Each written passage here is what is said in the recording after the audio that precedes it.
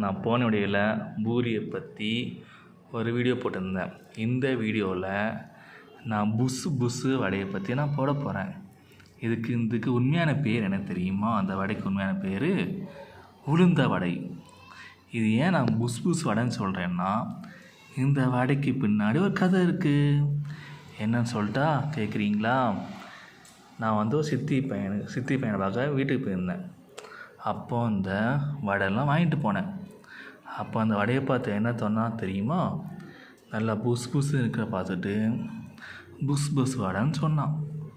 இந்த உளுந்து வடையில் என்ன இருக்குதுன்னு பார்த்தோன்னா, உளுந்து, அப்புறம் கருவேப்பிலை, இதுக்குள்ள சின்ன வெங்காயம், இது எல்லாமே இந்த வடை புஸ் புஸ் உளுந்த வடையில் இருக்குது. உளுந்து ரிச் சோர்ஸ் ஆஃப் ப்ரோட்டீன் சொல்லுவாங்க. உளுந்து புரத சத்து இருக்குது. நம்ம இது பேர் என்ன பாருங்கள், கருவேப்பிலையும் ஒரு நல்ல சத்து உள்ள பொருள் தான். அது போக இதில் நல்ல மிளகாய் எல்லாம் போட்டிருக்காங்க. அது போக சின்ன வெங்காயத்தில் சின்ன வெங்காயம் சாப்பிட்டா நம்ம நோய் எதிர்ப்பு கொஞ்சம் இன்க்ரீஸ் ஆகும். அதை பற்றியும் சொல்லியிருக்கேன். ஓகேவா? அப்புறம் என்ன சொல்ல வரேன்னா, இந்த வடையை பற்றி சின்ன வடையும் காமெடி வேறு சொல்ல போகிறேன். என்ன சொல்கிறேன்னு கேளுங்க. நம்ம யார்கிட்டையும் அதிகமாக பேசுகிற நம்ம என்னை பற்றி என்ன சொல்லுவாங்க? வாயில் வடை சுடான்னு சொல்லுவாங்க.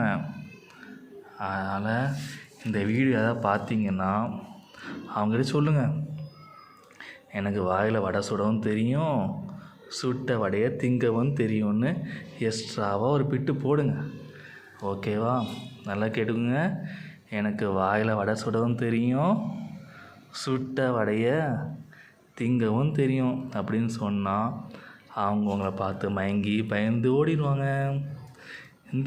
இந்த வடையெல்லாம் பாருங்களேன். இதை பற்றி எப்படி இருக்குது பார்த்து சொல்லுங்கள். எனக்கு எப்படி தோணுதுன்னா, இந்த தர சக்கரம் கொள்ள தர சக்கரம் நம்ம கொளுத்துறதுக்கு நீட்டி விடுவோம் தெரியுமா? அதே மாதிரி இருக்குது பாருங்கள். அது போக நல்ல ஒரு சிக்கன் மாதிரி இருக்குது பார்க்குறதுக்கு. ஒரு பொரிச்ச சிக்கன் எப்படி இருக்கோ அதே மாதிரி இருக்குது. சிக்கன் கட்லெட் மாதிரி. நம்ம நான்வெஜ் சாப்பிட்றவங்களுக்கு சிக்கன் கட்லெட் மாதிரி, வெஜ்ஜு சாப்பிட்றவங்களுக்கு இது ஒரு வகையான வெஜ்ஜு கட்லெட். இதை நம்ம இந்த வடையை வெஜ்ஜு கட்லெட்டாகவும் சாப்பிட்லான்னு வச்சுக்கோங்களேன். இதை நம்ம சாஸ் விட்டுன்னு சாப்பிட்லாம். அது போக சட்னி வச்சும் சாப்பிட்லாம், சாம்பாரையும் சாப்பிட்லாம். நெக்ஸ்ட் வீடியோவில் அதை பற்றி நான் பேசுவோம். Okay friends, bye, take care.